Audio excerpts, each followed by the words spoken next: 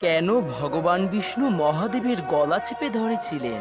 মাতা সতীর দেহত্যাগের পর সৃষ্টির সংহারক মহাদেব বৈরাগ্য ধারণ করে সমাধিতে চলে যান।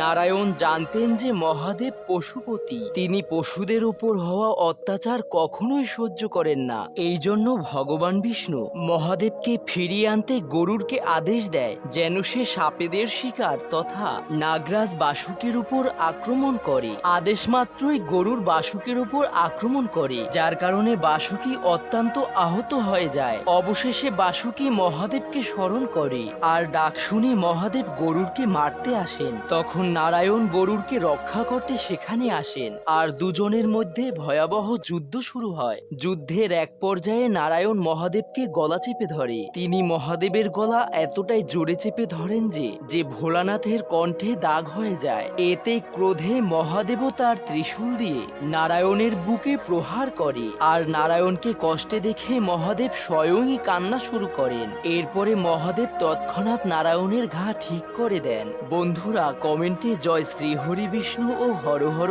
মহাদেব অবশ্যই বলে যাবেন।